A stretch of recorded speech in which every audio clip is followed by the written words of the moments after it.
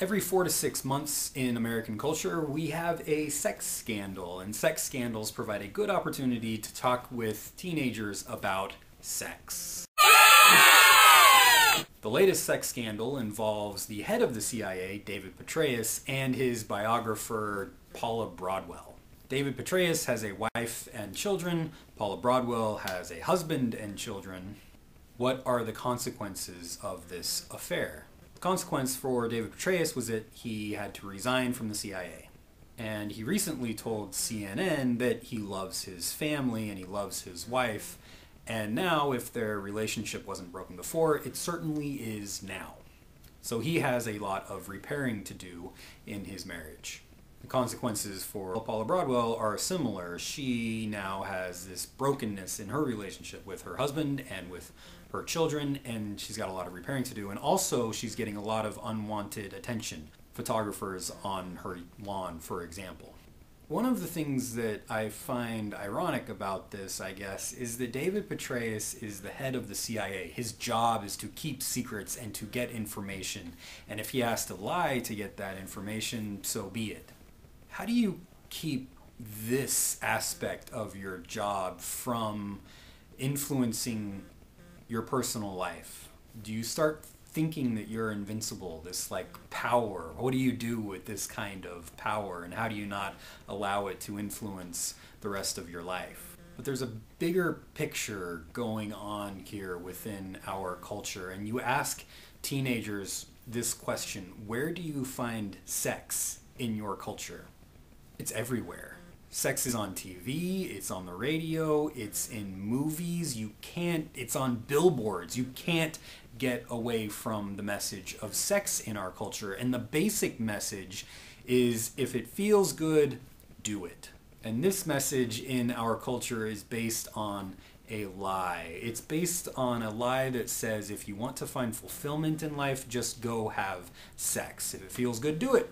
But there are a lot of people like David Petraeus and Paula Broadwell having sex, and it only leads to more and more brokenness. And here's the thing about scandal and our culture. We all experience this brokenness. There's brokenness within all of us, but we don't want to admit it. And so what ends up happening is when there are these people who are put up on a pedestal, powerful people, and we discover that they are just as human as the rest of us and that they may have some brokenness too, and they fall down from that pedestal, we all form these crowds and unite in making fun of them and making accusations against them, feeling righteous because, wow, they are just like us. We have this sense of goodness because we know that they have made mistakes, and that's dangerous. That's a form of moralism that is toxic, because that's not how you form a true sense of goodness. So where does a true sense of goodness come from?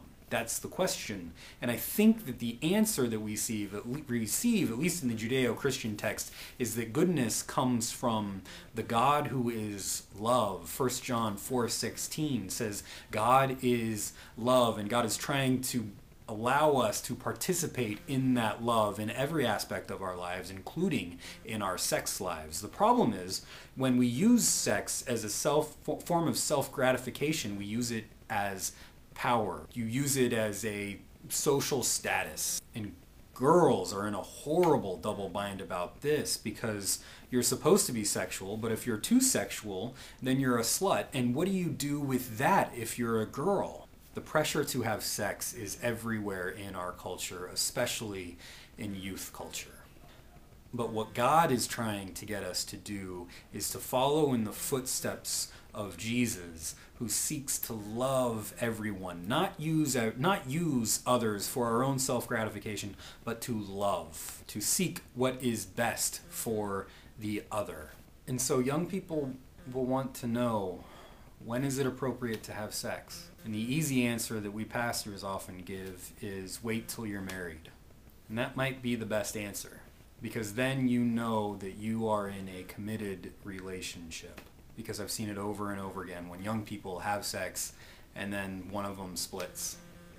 There's no commitment, and it just leads to more and more brokenness. So for me, a commitment to love and to cherish one another is the most important thing, because otherwise the consequences of sex can just lead to destruction. Those are my thoughts on sex and scandal, and I'd love to hear what you think. Thanks.